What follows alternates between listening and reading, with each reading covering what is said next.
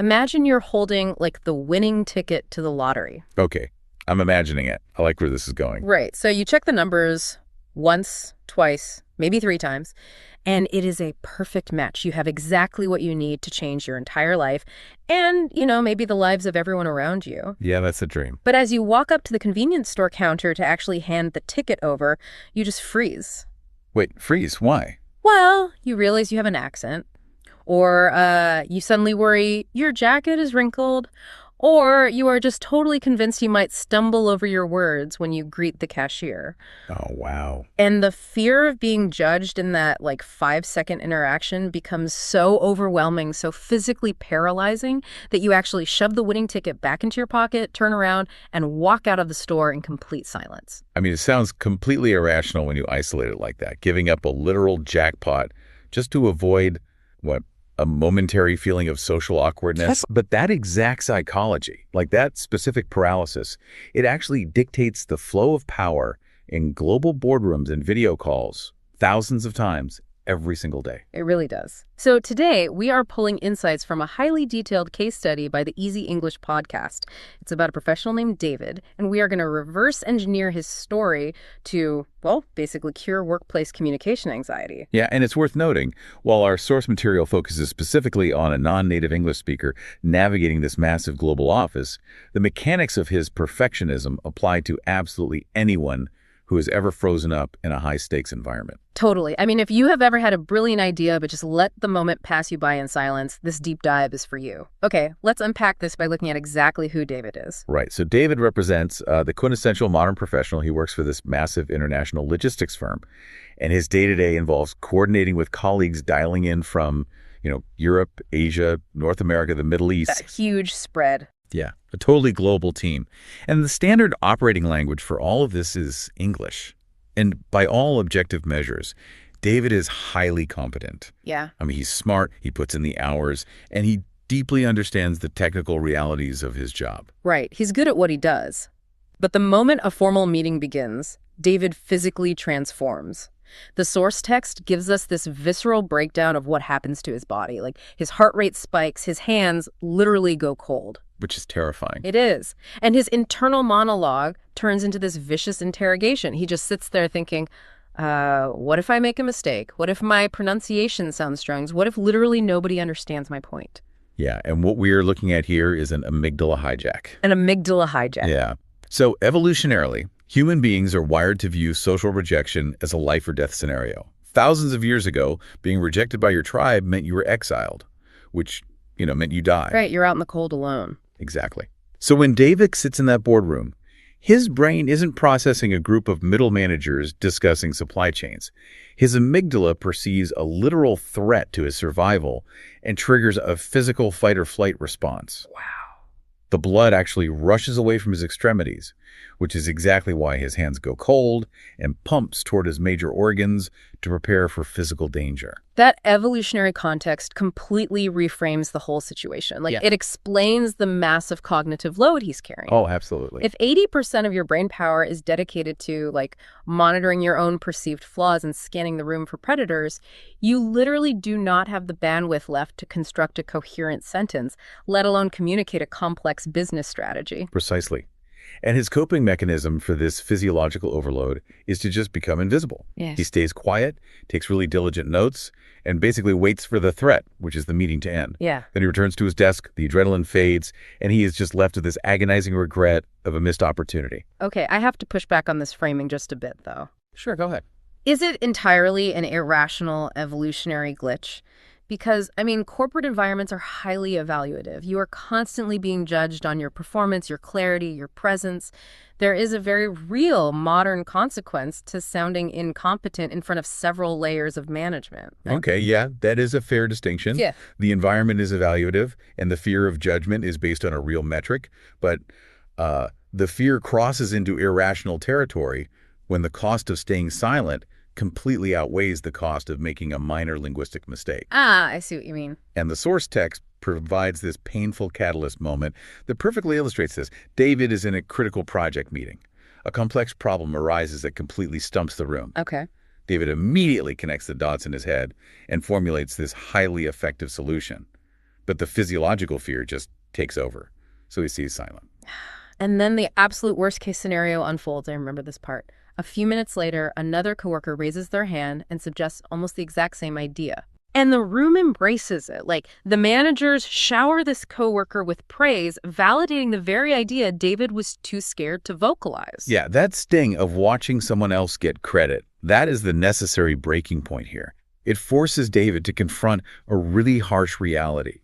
His silence is not protecting him. He isn't avoiding judgment. He's ensuring his own irrelevance. He is actively being bypassed. Right, which triggers a crucial conversation with his manager, Lisa. And this shifts the entire narrative from a story about workplace anxiety into, like, a masterclass in behavioral design. Oh, for sure. So Lisa notices David's pattern. She asks him to stay behind after this agonizing meeting and tells him point blank that he has great ideas, but he just refuses to share them. And David finally admits that he holds back because his English isn't perfect. And Lisa's response is brilliant. It is. Lisa responds with what I honestly believe is the foundational thesis of this entire deep dive. She tells him, your English doesn't need to be perfect. It needs to be clear. What's fascinating here is the profound cognitive reframe Lisa's offering. She is identifying the trap of perfectionism. Perfection is an infinite goalpost, Right, you can never really reach it. Exactly. You can never perfectly master a language, just as you can never deliver a mathematically flawless presentation. There's always like a more sophisticated vocabulary word or a smoother transition.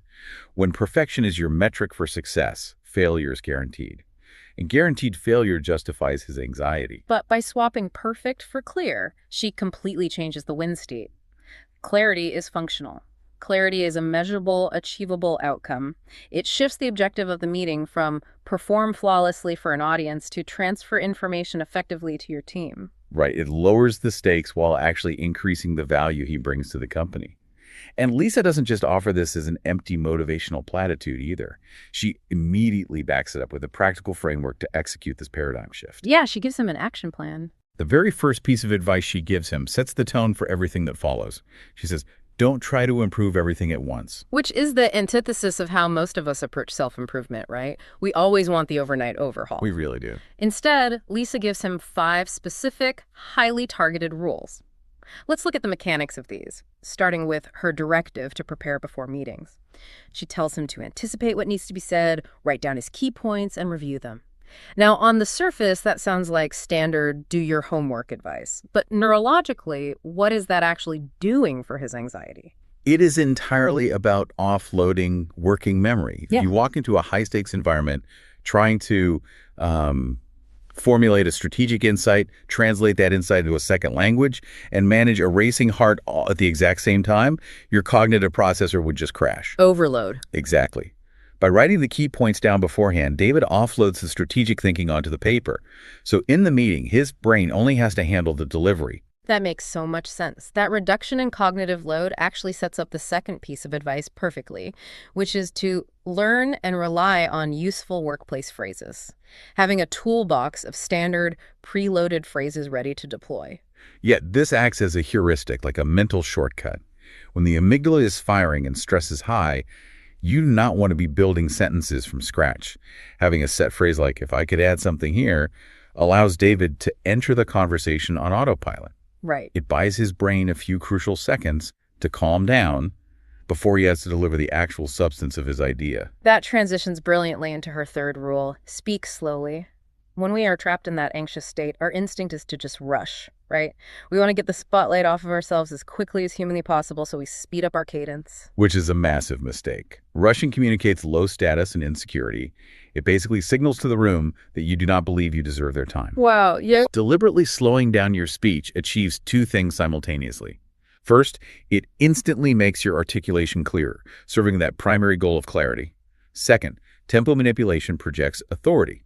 It tells the room that your words hold value and they are worth waiting for. You are essentially hacking the room's perception of your confidence just by adjusting the speed of your delivery. That is an incredibly powerful tool. It really is. And her fourth rule reinforces the overarching mindset we discussed. Focus on communication, not perfection. Keep the main thing the main thing. Which brings us to the fifth rule. This is arguably the most difficult one, but totally the most essential. Lisa tells him he must share at least one idea in every single meeting. This is the mechanism of exposure therapy. You do not cure a fear of public speaking by demanding someone give a keynote address to 1,000 people. You cure it through controlled micro-commitments. Right, small steps. By mandating just one single contribution per meeting, Lisa lowers the barrier to entry. The moment David shares that one idea, he has succeeded. The pressure completely evaporates for the rest of the hour. Okay, so knowing the rules of the game is one thing, but sitting at your desk staring at a wall is another.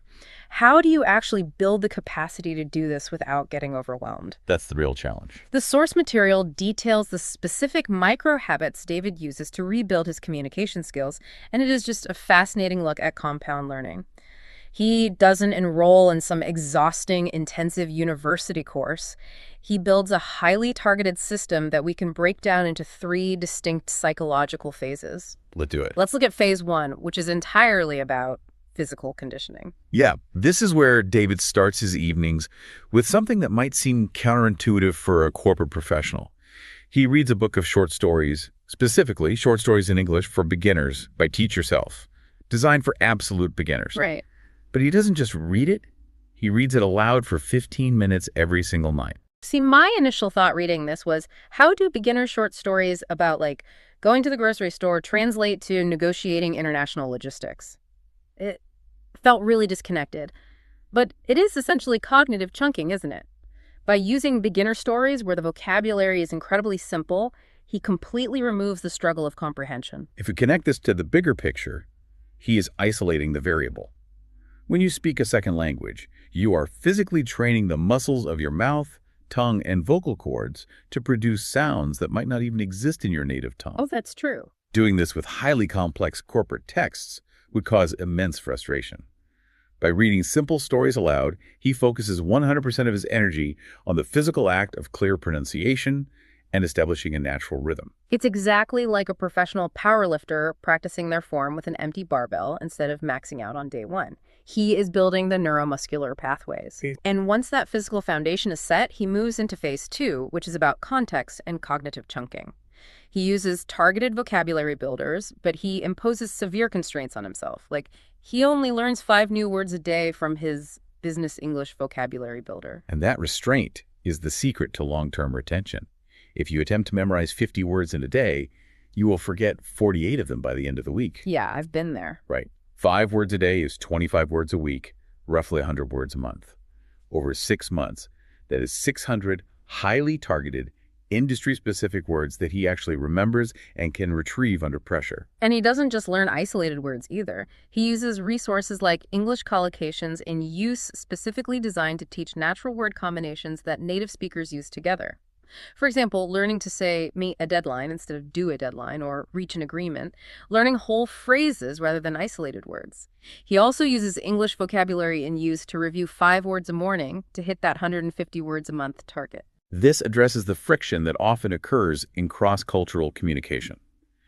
Native speakers do not construct sentences word by word from a dictionary. They use massive, prepackaged blocks of meaning. Right, idioms and phrases. Exactly.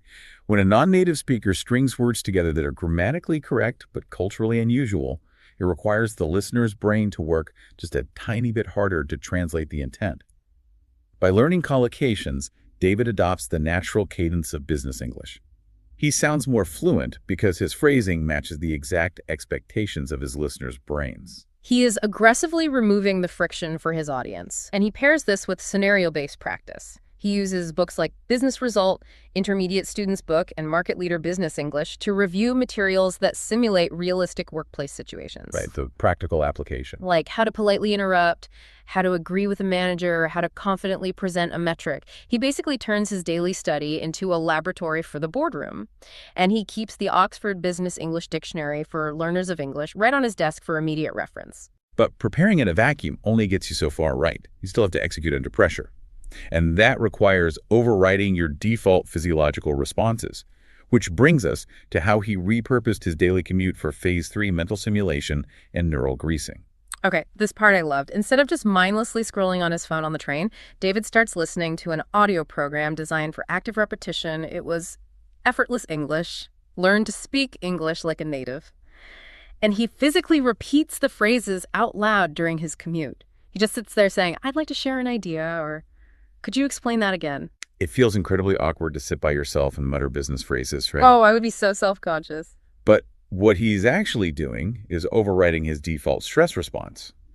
Before this routine, his default response to a disagreement or a moment of silence in a meeting was fear, accompanied by cold hands and a racing heart. By repeating these phrases hundreds of times out loud, he greases the neural pathway. So when the moment arises in a real meeting, his brain doesn't have to consciously construct the sentence from scratch while fighting off a panic attack. The brain already knows the path of least resistance. It becomes an automatic reflex. He is literally rewiring his neurological response to stress. And we see the massive payoff of this compound learning in the source text. Several months go by. He stays consistent with these micro habits, a little every day. The text makes a specific point to note that his English still isn't perfect. He still makes mistakes. But the true test arrives during another major project meeting. Yes. A difficult logistical problem is put on the table. Everyone is tossing out solutions. And David connects the dots. He has an idea. This is the precise scenario that defeated him months ago. The text notes that the old David would have frozen and stayed silent. But he remembers Lisa's rule number 5, share just one idea. And notice how the narrative handles his physiological response here. His heart is still beating quickly. The anxiety hasn't magically vanished just because he practiced. Courage isn't the absence of fear. It is the decision that something else is more important than the fear. Right. So he raises his hand. He leans on one of those preloaded commute phrases. I'd like to share an idea. Simple, effective. The room goes quiet. Everyone listens. And David explains his suggestion. He speaks slowly, utilizing that tempo manipulation we talked about. He speaks clearly, consciously letting go of the need to sound flawless. He just focuses on transferring the information. The response from the room is immediate. Lisa smiles and calls it an excellent idea. Another manager nods in agreement. A coworker validates the solution. It is total confirmation that his team understands him, they respect his insight, and they deeply value his contribution. Which is huge. This raises an important question. And it is the ultimate realization David arrives at in the narrative. All those months ago, when he was sitting silently, drowning in regret, as someone else took credit for his insight, what was actually holding him back?